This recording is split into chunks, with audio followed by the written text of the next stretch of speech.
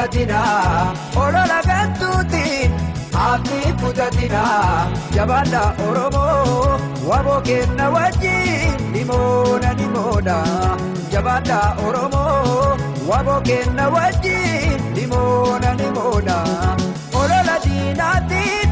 abdii kutatina olola gantuutiin abdii kutatina jabaadha Oromoo abaa'oodha qabna dhimoona jabaadha Oromoo itti fufaa qabsoo dhimoona.